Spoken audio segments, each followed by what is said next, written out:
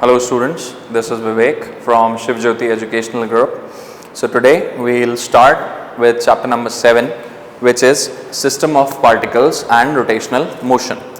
So in this chapter we will study about body as a system of particles. Like we have generally when we talk about any body in physics, so it is like we consider it as a whole, but now we will discuss about that the number of particles, the different number of particles present on an object or on a body, how do they affect the motion? Okay, so basically like when a body is in motion, so what happens is all the particles present, all the particles or the small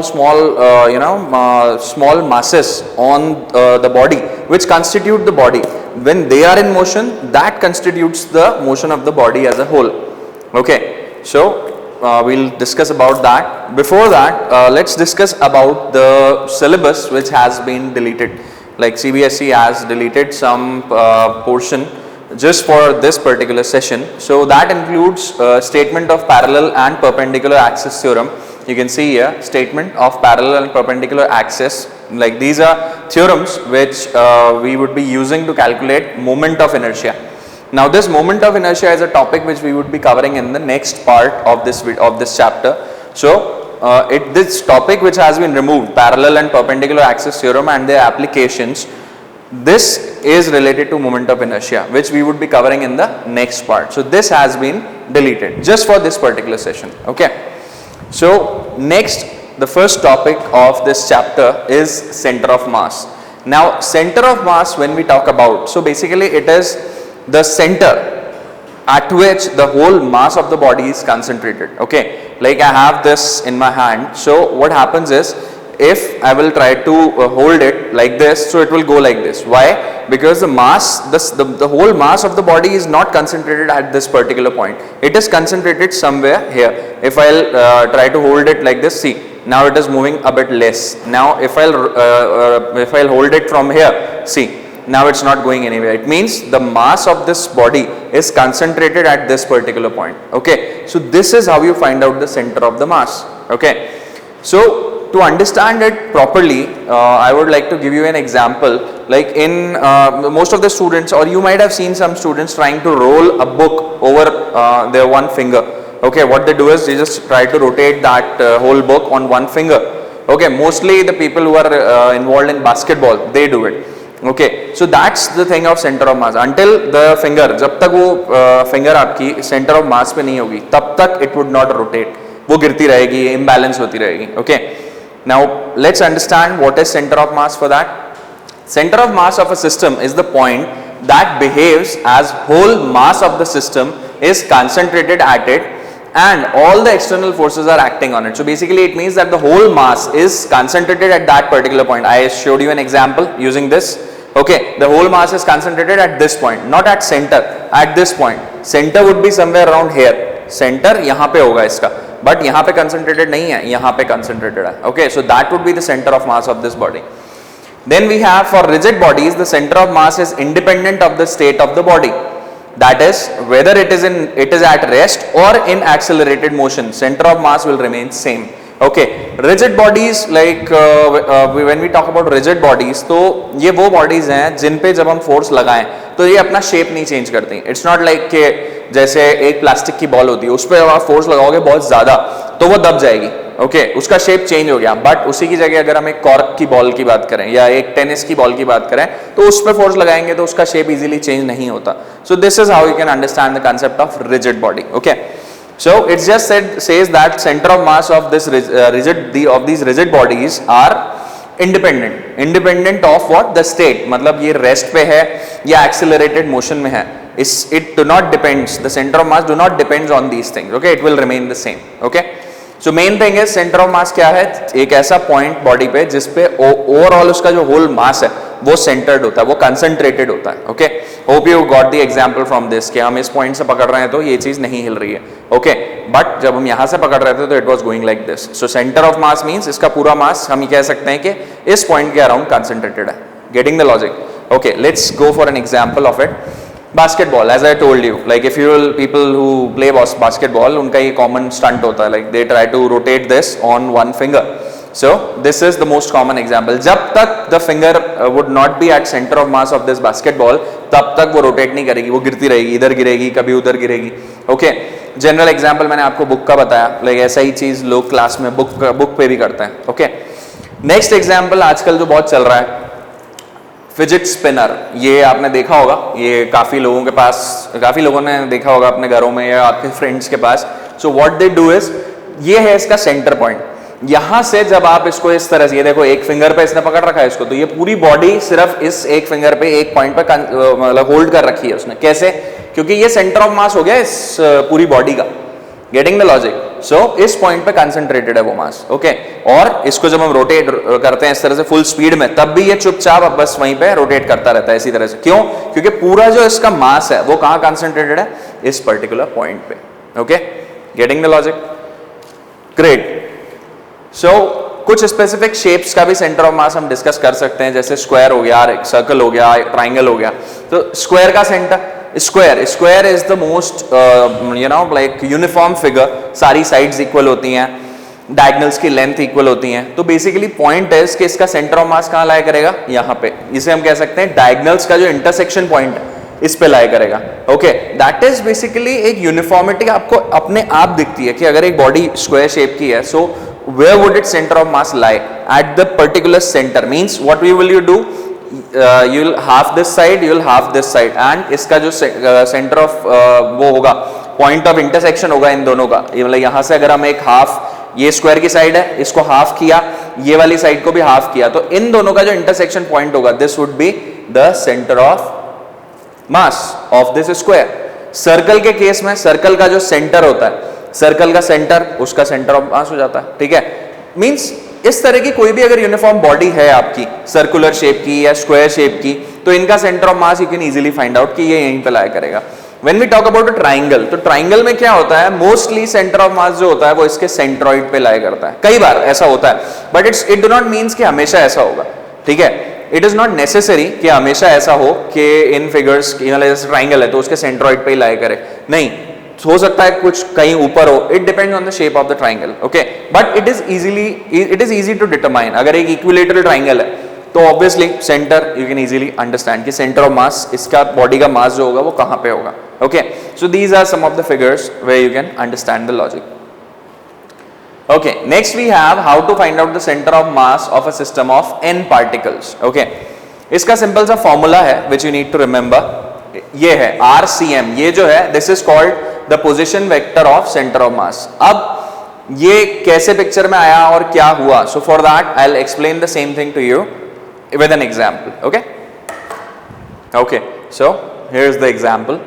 ये जो body है, ये हमने एक rigid body ली है. You can consider this any body. Okay, अब इसके ऊपर बहुत सारे पार्टिकल्स हैं. लाइक यहाँ पे मैंने सिर्फ 4 बनाए. Consider n particles. इसके ऊपर बहुत सारे पार्टिकल्स हैं, छोटे छोटे पार्टिकल्स का मतलब इस बॉडी के पार्ट्स हैं, छोटे छोटे. ठीक है, तो उन सबका मास हमने ले लिया m1, m2, m3, m4. ठीक है, ये हैं पार्टिकल्स. जैसे एक ये हो गया, एक ये हो गया. अभी हमने सिर्फ 4 ही लिए हैं. इस तरह से इस बॉडी पे बहुत सारे पार्टिकल्स हैं. ओके, सो पार्टिकल्स मींस इसके छोटे छोटे कंस्टिट्यूएंट्स. ठीक है, मींस बहुत बड़ी बॉडी है तो इसके बहुत सारे छोटे छोटे पार्ट्स होंगे, मतलब इसके बहुत सारे पार्ट्स होंगे. ये m1, ये m2, ये m3, m4, इस तरह से टिल mn होंगे, m5, m6, m7, इस तरह से बहुत सारे पार्ट्स होंगे इसके. ठीक है, तो हमने अभी 4 ही लिए हैं.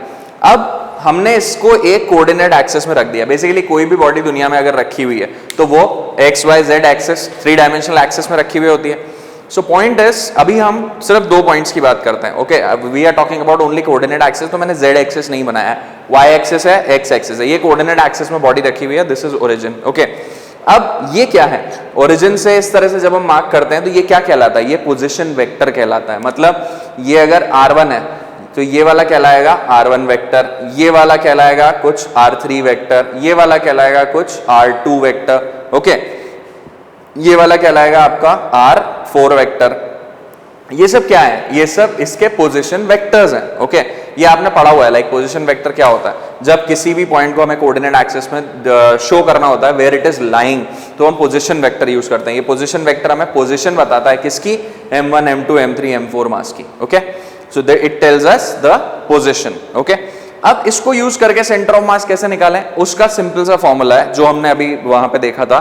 इट वुड बी लाइक, जब भी आपको आर सेंटर ऑफ मास निकालना है, आर सेंटर ऑफ मास मतलब position vector of the centre of मास, वो कैसे निकलेगा? सिंपल फॉर्मूला, हमारे 4 मासेस लिए हैं हमने यहाँ पे. So it would be like m1 r1 plus m2 r2 plus m3 r3 plus m4 r4 upon m1 plus m2 plus m3 plus m4. Simple. This is the formula to calculate the center of mass. That is, our center of mass क्या हो गया? m1 r1 plus m2 r2 plus m3 r3 plus m4 r4 upon m1 plus m2 plus m3 plus m4. अब इसी तरह से अगर हम n particles ले लेते तो क्या होता? कुछ नहीं, ये r1 r2 r3 till rn चला जाता और नीचे m1 m2 m3 till mn चला जाता.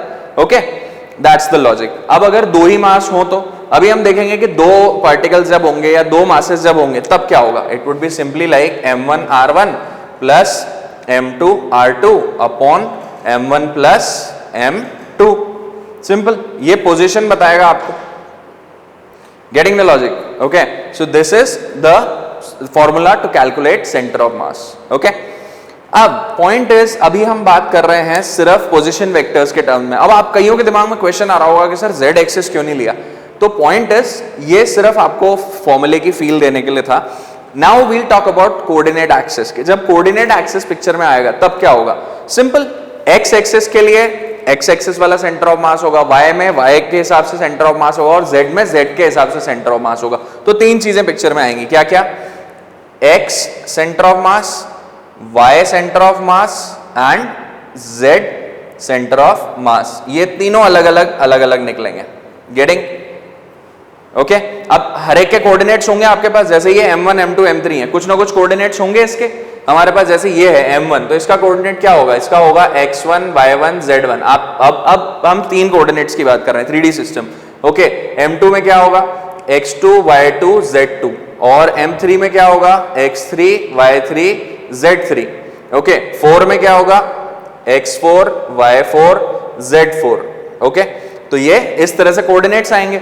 तो when we'll talk about x, y और z का सेंटर ऑफ मास, तो इसका फॉर्मूला क्या हो जाएगा? सिंपल, यहाँ पे m1 x1 plus m2 x2 plus m3 x3 upon m1 plus m2 plus m3. Simple है. इट्स लाइक ये तीन मैंने अभी यहाँ पे लिए हैं, आप जितने भी मासेस होंगे उतना n तक ले सकते हो. पॉइंट इज, यहाँ पे x आया, y में क्या आएगा? y में x1 x2 x3 की जगह y1 y2 y3 और z में z1 z2 z3. Okay, I would repeat that again for you. In case of x coordinate we need to substitute x1 x2 x3 over here. y के case में सिर्फ यहाँ पे y1 y2 y3 आ जाएगा and z के case में यहाँ पे z1 z2 z3 आ जाएगा. कैसे, क्या फॉर्मूला है? सिंपल, मैं आपको वीडियो में दिखाता हूं. Okay okay, so as we were talking about the formula to calculate the center of mass, so you can see here center of mass. जब पोजीशन वेक्टर के बारे में बात होगी तो it would be m1 r1 plus m2 r2 plus m3 r3 till mn rn. क्यों? क्योंकि n particles वाला लिया है हमने. Centre of mass of a system of n particles. मैंने आपको वहां पे 1 2 3 4 से सिखाया, 4 पार्टिकल्स ले लिए या 3 पार्टिकल्स ले लिए एंड यहाँ पे it is like n particles वाला. ठीक है, अब ये तो हुआ पोजीशन वेक्टर. बट जब हमारे पास इन टर्म्स ऑफ कोऑर्डिनेट्स होगा, कोऑर्डिनेट्स होंगे तो क्या होगा? x, y और z, वही जो मैंने आपको समझाया था, m1 x1 m2 x2 till mn xn. यहाँ पे m1 y1 m2 y2 till mn yn and यहाँ पे m1 z1 m2 z2 till mn zn. Okay, तीनों x coordinate, y coordinate, z coordinate किसके? सेंटर ऑफ मास के. Okay, great. Next we have centre of mass of a rigid body. वही जैसा example मैंने वहां पे समझाया, एक रिजिड बॉडी है, उसके ऊपर हम m1 m2 m3 m4 अलग अलग आप मासेस ले सकते हो. ठीक है, अब ये देखो, यहाँ पे देखो r1 r2 r3, ये r1 है पूरा, ये r2 है, ये r3 है या ri है, जितने भी इसमें ले सकते हो आप लो. बट ये रेड वाला क्या दिखा रहा है? ये दिखा रहा है इन सब का रिजल्टेंट जो सेंटर ऑफ मास होगा, मतलब इस रिजिड बॉडी का जो सेंटर ऑफ मास होगा वो यहाँ पे आएगा. ये रेड वाला उसका पोजीशन वेक्टर दिखा रहा है. ओके, जो आपने पीछे फॉर्मूले से फाइंड किया. Okay, great. नेक्स्ट, जब दो पार्टिकल्स होंगे, अगर दो पार्टिकल्स पिक्चर में हैं तो क्या होगा? अगर दो पार्टिकल्स पिक्चर में है तो centre of mass of a 2 particle system, तो m1 r1 plus m2 r2 upon m1 plus m2 होगा. पॉइंट इज कि उस फॉर्मूले को कैसे यूज करेंगे. So it would be like, जैसे देखो m1 और m2 ये दो मासेस हैं, ठीक है. अब यहां पे अगर मैं ओरिजिन मान लेता हूं, m1 पे अगर मैं ओरिजिन मानता हूं तो दिस वुड बी 0. ओके, 0,0. अब यहां से d डिस्टेंस दूर, ये वाला कोऑर्डिनेट, इसका कोऑर्डिनेट क्या हो जाएगा, d,0. भाई ये 2 डायमेंशनल है, 1 डायमेंशनल है, बल्कि ये तो एक ही लाइन में है, तो इसमें y एक्सिस तो 0 है, 0,0. And this one is what is this, d,0. या फिर जितना डिस्टेंस r,0 जो भी आप लेना चाहो, यहां पे d है, तो यहां पे अगर 0,0 ले रहे हैं and this is horizontal line, तो ये वाला पॉइंट हो गया d,0. ओके, अब इस पे ओरिजिन मान के m1 के अकॉर्डिंग अगर हम सेंटर ऑफ मास निकालें तो क्या आएगा, देखो m1 r1 plus m2 r2, तो m1 r1 मतलब m1 into 0 plus m2 into इसका कितना हुआ d, तो m1 into 0 plus m2 into d upon m1 plus m2, तो कितना बचेगा, m2d upon m1 plus m2. Okay, getting the logic इसके. So it is saying that the position of centre of mass from m1 would be m2d upon m1 plus m2. अब कईयों के दिमाग में question आता है कि सर यहाँ पे क्यों ओरिजिन रखा, यहाँ पे क्यों नहीं रखा. आप यहाँ पे पुट कर लो, यहाँ पे पुट करोगे तो क्या होगा, वहां से भी तो d डिस्टेंस है, but point would be m2 into 0 plus m1 into d हो जाएगा. ओके, सो अगर if we are finding the centre of mass from m2 तो आएगा m1 into d upon m1 plus m2, ये देखो यहाँ पे मेंशन्ड है. ओके, और अगर m1 से देख रहे हैं तो it would be m2d upon m1 plus m2. Getting the logic, ऐसे निकालते हैं सेंटर ऑफ मास. ओके, ये देखो वही वाला फॉर्मूला, 2 पार्टिकल सिस्टम, वहां पे 2 की जगह पे हमने दो मतलब वहां n पार्टिकल्स की जगह यहाँ पे हमने 2 ले लिए, ठीक है, m1 एंड m2. तो क्या मिला, r वेक्टर मतलब position vector of centre of mass would be m1 r1. देखो वेक्टर लगा हुआ है, वेक्टर मतलब समझ जाओ पोजीशन वेक्टर की बात हो रही है, ठीक है.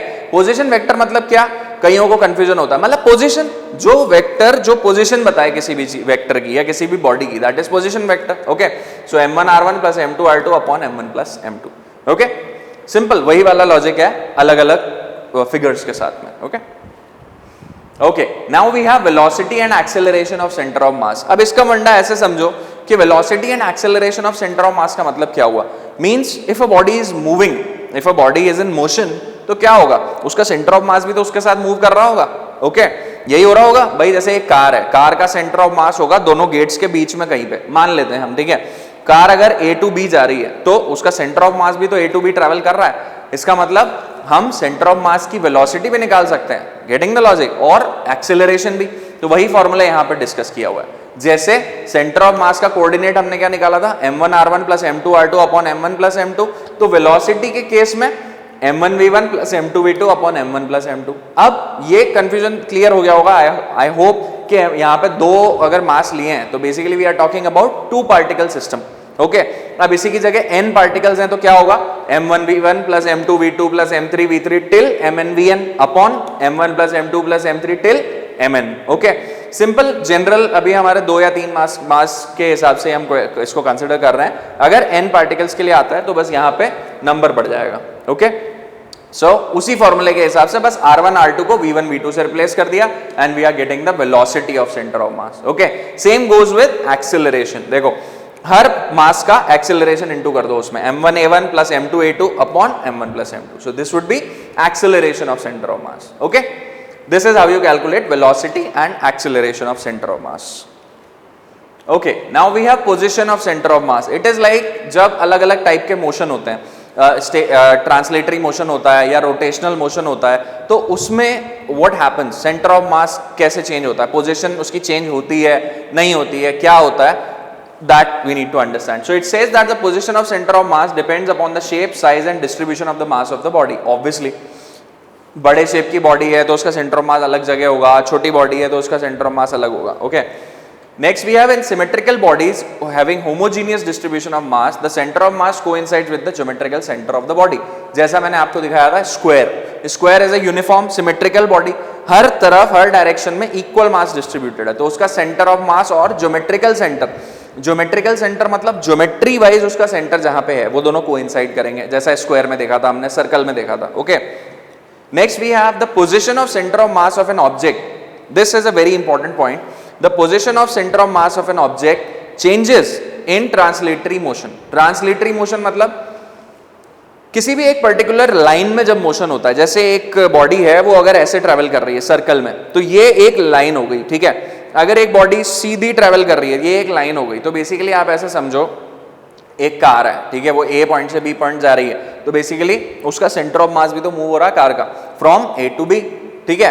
तो that's why it says that the position of centre of mass of an object changes in translatory motion but remains unchanged in rotatory motion. अब रोटेटरी मोशन कईयों को डाउट होता है, देखो rotatory motion and translatory motion are two different motion. Translatory मतलब सीधा सीधा सीधा सीधा चल रहा है, या फिर एक लाइन में ऐसे ट्रैवल कर रहा है, ये एक लाइन वाली चीज जहां पे आ गई, that is translatory motion. Rotatory मतलब गोल गोल घूमना, रोटेट करना। आपके घरों में पंखा है, पंखा क्या करता है, रोटेटरी मोशन करता है, ठीक है। जैसे वॉशिंग मशीन होती है, उसका जो ड्रायर होता है वो जब घूमता है, that is also rotatory motion, ठीक है। बट जब एक बॉल स्पिन करती है, या फिर आप समझो गाड़ी का पहिया, जब एक गाड़ी चलती है तो उसका पहिया जो होता है वो दोनों टाइप के, बेसिकली ओवरऑल जो बॉडी का मोशन होगा उसमें जो व्हील है वो एक तो गोल गोल भी घूम रहा है और आगे भी बढ़ रहा है, तभी तो गाड़ी आगे बढ़ रही है। वो गोल गोल भी घूम रहा है, रोटेटरी भी है और आगे भी बढ़ रही है, यानी कि ट्रांसलेटरी भी कर रहा है। That is we would say it is a combination of translatory and rotatory motion, okay. But individually समझें तो ट्रांसलेटरी मतलब एक लाइन में मोशन, रोटेटरी मतलब गोल गोल गोल गोल मोशन, ओके। सो अब एक पंखा अगर गोल गोल घूम रहा है अपनी जगह पे, तो उसका जो सेंटर ऑफ मास है वो थोड़ा ना चेंज हो रहा है अपनी जगह से, ठीक है। भले से वो मोशन कर रहा है बट सेंटर ऑफ मास तो एक ही जगह रुका हुआ है उसके सेंटर पे, okay. That's why it says that in rotatory motion it remains unchanged, okay. Let's we'll discuss about this in detail with an example later on. First, understand translational or rotational motion मतलब, translational मतलब a rigid body performs a pure translational motion if each particle of the body undergoes the same displacement in same direction in the given interval of time। मतलब same displacement होना चाहिए same direction में, okay। rotational मतलब a rigid body performs a pure rotational motion if each particle of the body moves in a circle। जैसा मैंने आपको बताया, rotational मतलब in a circle and the center of all the circles lie on a straight line called the axis of rotation। axis of rotation मतलब मान लो I have this stick, मैं इसमें एक धागा बांधूं और इसको एक पत्थर को ऐसे गोल गोल घुमाऊं, या यूं समझो कि this is a stick, इसके आसपास एक कंटिन्यूसली कोई चीज गोल गोल घूम रही है, so this would be the axis of rotation। इसके आसपास घूम रही है वो ऐसे गोल गोल, ठीक है। so this would be the axis of rotation, ठीक है। या फिर कंसिडर कि एक सर्कल है, एक सर्कल अगर यहाँ पे एक सर्कुलर मोशन हो रहा है इसके आसपास ऐसे, तो ये एक्सिस ऑफ रोटेशन हो गया ना, इसके अबाउट हो रहा है गोल गोल गोल, ठीक है। सो this is called the axis of rotation. मतलब जैसे एक सर्कल है, इमेजिन अ सर्कल, इसका सेंटर है, इसके सेंटर पे मैं एक ऐसे लाइन खींच दूं, ओके, सेंटर पे ऐसे पेज से बाहर आती हुई, आपने एक सर्कल ड्रॉ किया और इसके सेंटर पे मैंने एक ऐसे लाइन ड्रॉ कर दी बाहर आती हुई पेज से, तो this would be the axis of rotation, जिसके आसपास राउंड रोटेशन हो रहा है, okay, great. Then we have rigid body। rigid body क्या होती है? If the relative distance between the particles of a system do not change on applying force, then it is called a rigid body। Means if the relative distance between the particles do not change, वही मैंने जैसा आपको बताया था, एक ball को अगर हमने फोर्स लगाया तो उसके शेप नहीं चेंज हुआ, then it is a rigid body। but shape change हो गया, then it would not be considered as a rigid body। यही ये बात कर रहा है। Then we have general motion of a rigid body consists of both translational and rotational। जैसा मैंने बताया, गाड़ी आगे गई, व्हील जो है वो गोल गोल भी घूमा और आगे भी गया, तो कॉम्बिनेशन हुआ किसका, translatory motion and rotational motion, okay. So that is a rigid body, car है, ठीक है, ओके। ये एग्जाम्पल देखो आप, इस एग्जाम्पल में आपको काफी अच्छे से समझ में आ जाएगा। एक बैट है, एक बैट को मैंने यूं फेंक दिया, तो वो कैसा मोशन करेगा, वो गोल गोल भी जाएगा और यहां से जाके यूं भी जाएगा। तो बेसिकली ये देखो ना, सेम डायरेक्शन में ट्रेवल कर रहे हैं सारे पार्टिकल्स एक साथ। इस बैट के सारे पार्टिकल्स जा तो इसी डायरेक्शन में रहे, ठीक है, लेकिन कैसे, गोल गोल घूमते हुए। ये देखो, ये गोल गोल घूम के जाएगा, यू कैन इमेजिन इट। तो कॉम्बिनेशन हो गया, getting the logic। so this is translational motion of the center of mass। this is the center of mass of the bat। देखो center of mass का कैसा मोशन हो रहा है, ये देखो बिल्कुल सीधा सीधा एक लाइन पे जा रहा है, getting the logic। so this is the example of translational motion of center of mass, okay। ये center of mass in rotatory motion। rotatory motion में क्या होता है, rotatory motion में पीछे जो हम बात कर रहे थे, यहाँ पे मैंने आपको ये समझाया कि center of mass जो है, the center of mass of a body इसकी पोजीशन नहीं चेंज हो रही है, वो देखो बॉडी के सेंटर में ही है, मतलब पोजीशन बॉडी के साथ चेंज हो रही है, बॉडी यहां से लेके यहां चली गई तो सेंटर ऑफ मास भी यहां से लेके यहां चला गया।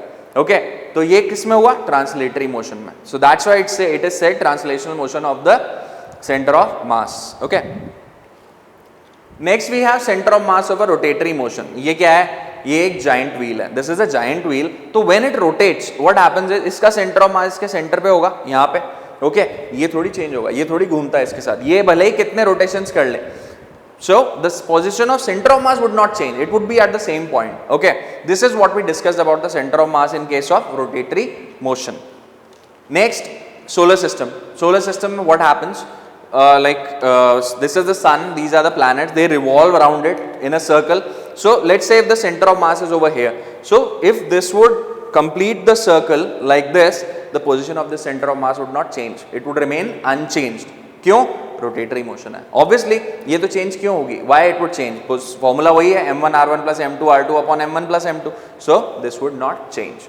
So this was the example कि ट्रांसलेटरी मोशन में position of centre of mass is changing, body move कर रही है तो सेंटर ऑफ मास भी मूव कर रहा है, बट रोटेटरी मोशन में बॉडी कितना ही घूम ले, centre of mass would not change. Okay okay, so this is all about centre of mass and how to find it. So what you need to do is you need to focus on specific points which we discussed about center of mass. जैसे एक coordinate axis, 3D coordinate axis में कैसे find करना है, कैसे उसको use करना है, x axis, y axis, z axis कैसे find करने हैं, how you need to locate the coordinates of it. Okay, so for that I'll discuss some of the important questions with you. You can open your books now. Okay, so you can open your NCERT textbooks. Okay, so this one, physics book, the NCERT textbook, and in this you can open page number 144. Okay, on this page number 144 you will find the topic center of mass. So you can note down a question over here. This is a question which you would find in your examinations also, like define center of mass. The question is define center of mass and also write the formula to find out center of mass. Okay, I'll repeat the question for you. Define center of mass and also find out, also write the formula for finding out the center of mass of a body. अब इसमें you can give examples like M1, आप book में देखो, इसमें अगला page जो है 144 के बाद 145 page, on this page it has been explained. Okay, so you can just go through it. Okay, so you can open your NCERT textbooks. Okay, in this you can open up page number 144. Okay, here you will find a topic center of mass. Okay, so as I have already explained what is center of mass, definition was there in the starting. Okay, so write down a question and write its answer. It is what is center of mass of a body?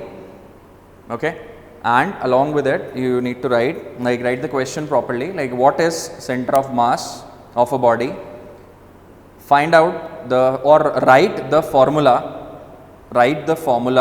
to find out the center of mass of a system of n particles. Okay, so ये मैं समझा चुका हूँ आपको क्या क्या है particles, n particles का कैसे निकलता है, so just explain it. Okay, you just need to explain that center of mass की definition मैं आपको बता चुका हूँ. Okay, you just need to learn it from the video and write it. So write the answer of this question, what is center of mass of a body, and write the formula to find out the center of mass of a system of n particles. Okay, great. So you will find the explanation over here only on page number 145. Okay, इसमें मिल जाएगा आपको अच्छे से, बाकी you can go through the video and write the answer of it. Okay, next you can turn the page and on page number 146 you will find an example. Okay, I'll read it out for you. Page number 146, example 7.1. So it says that find the center of mass of three particles at the vertices of an equilateral triangle. एक equilateral triangle है, उसकी vertices पे हमने तीन masses रखे हुए हैं. Okay, तीन पार्टिकल्स रखे हुए हैं basically. The masses of the particles are 100 grams, 150 grams and 200 grams respectively. Each side of the equilateral triangle is 0.5 meter long. Basically ये हमें कोऑर्डिनेट्स फाइंड करने में आसानी होगी इससे. ओके, सो इसके नीचे डायग्राम भी दिया हुआ है इन्होंने. ओके, डायग्राम में like I will explain it to you किस तरह से इन्होंने कोऑर्डिनेट्स मार्क किए हुए हैं. Okay, I will explain it to you on the board. Okay okay, so you keep your books open right now, okay, and go through the diagram which has been given to you. So point is, sometimes what happens is, maybe you are given with this diagram, sometimes it may be a case that you are not given the diagram, only the question is there. Okay, so we were discussing example. Okay, so just keep that open. Okay, so उसमें हमें क्या दिया हुआ था, an equilateral triangle, masses है हमारे पास 3, उन्हें equilateral triangle की vertices पे रखा गया है.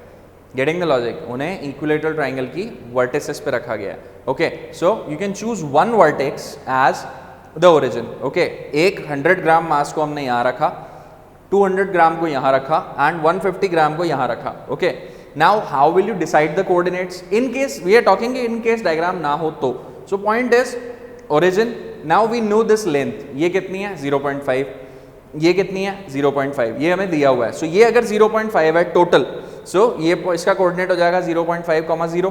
Okay, and this line in a equilateral triangle, this would be a perpendicular. Okay, so accordingly you can find out this, ये सेंटर में होगी, बिल्कुल इसके सेंटर पॉइंट पे सेंटर है 0.25, 0. So we got this 0.25. अब ये कैसे आएगा 0.25√3? इट इज इसकी लेंथ. सो हमारे पास ये लेंथ है, हमारे पास ये लेंथ है, हम ये लेंथ फाइंड कर सकते हैं, तो हमारे पास y कोऑर्डिनेट भी है. ओके, इस तरह से मिले हमें coordinates of all the 3 masses. अब निकालना है हमें centre of mass. Coordinate axis ये वाला हमारा, this one is y axis and this one is x axis. Okay, दो ही कोऑर्डिनेट्स में बात हो रही है यहाँ पे. So we would be finding out the coordinates of centre of mass of x axis and y axis. कैसे? Simple, we have the formula. x centre of mass कैसे निकाला था हमने?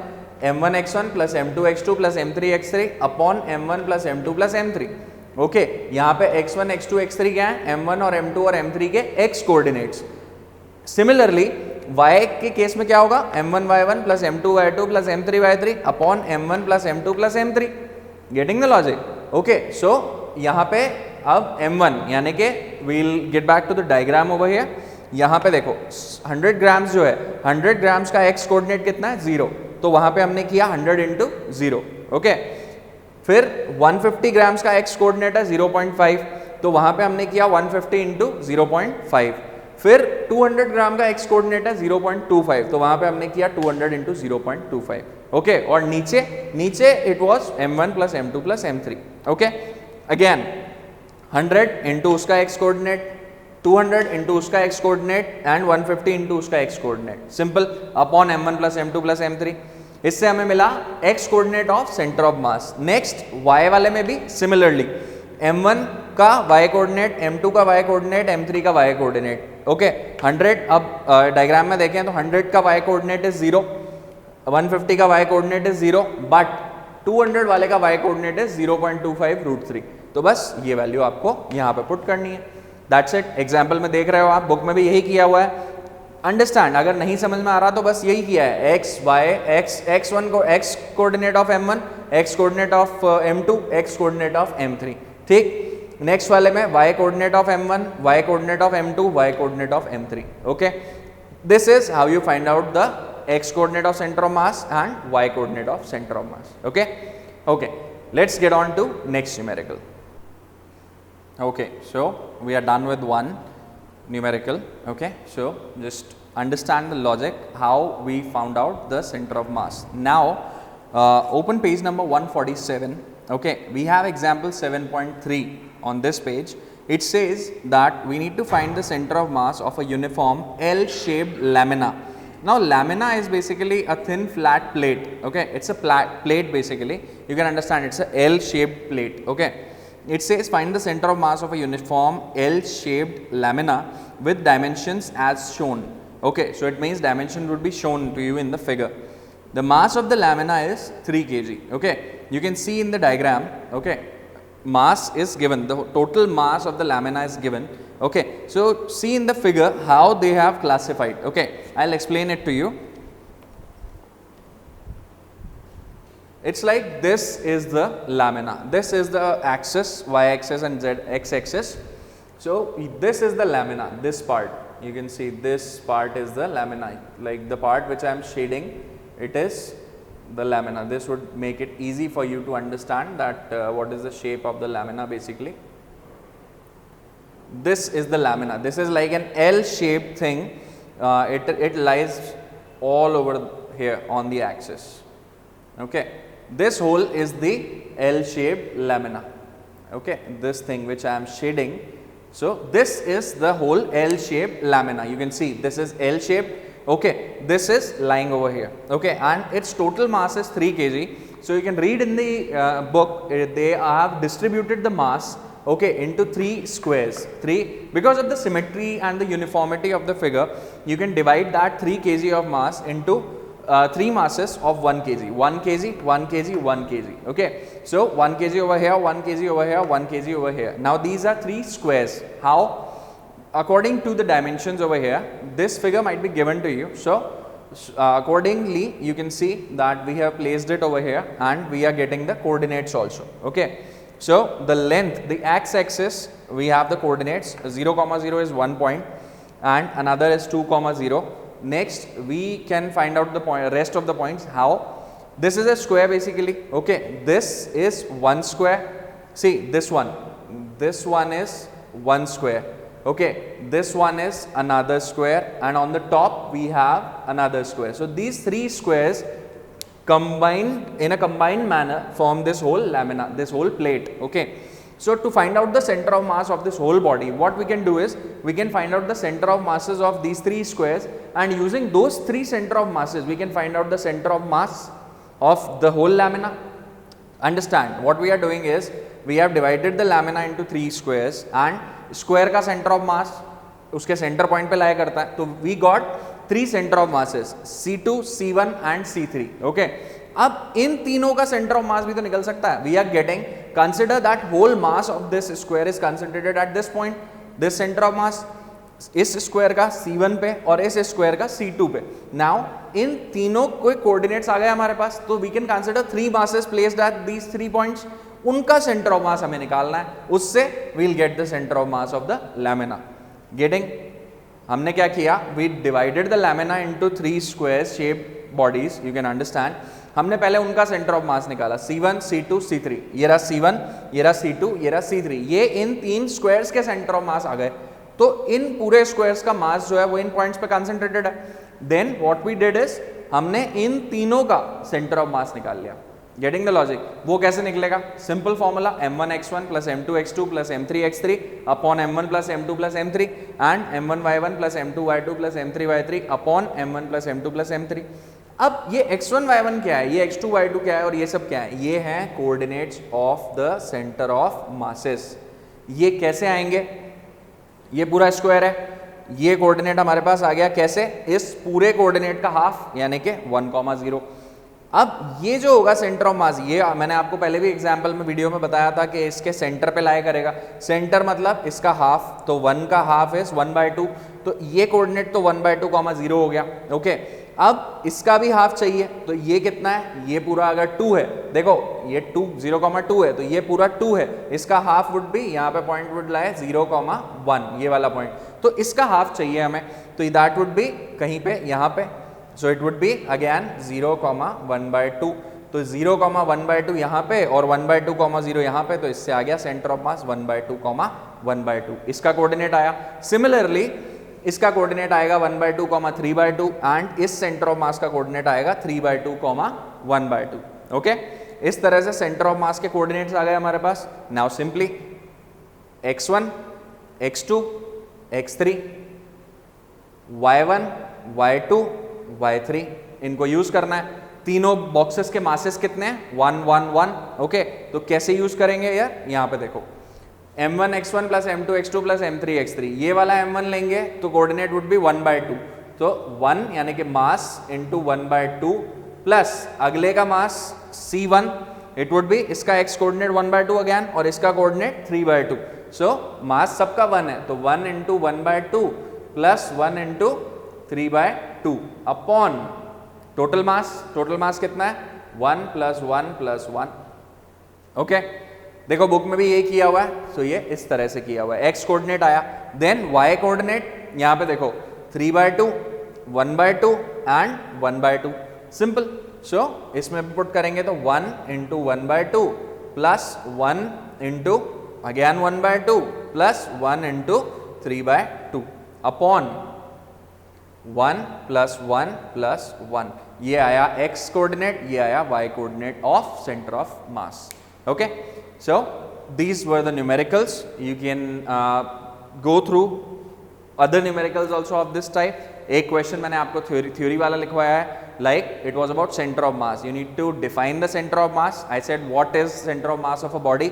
Definition मैंने वीडियो में समझाई है, so you can get it from there, and you need to write down the formula to find out the center of mass of system of n particles. Okay, so just go through the topic properly and then try to solve the numericals, so you will be able to do them easily.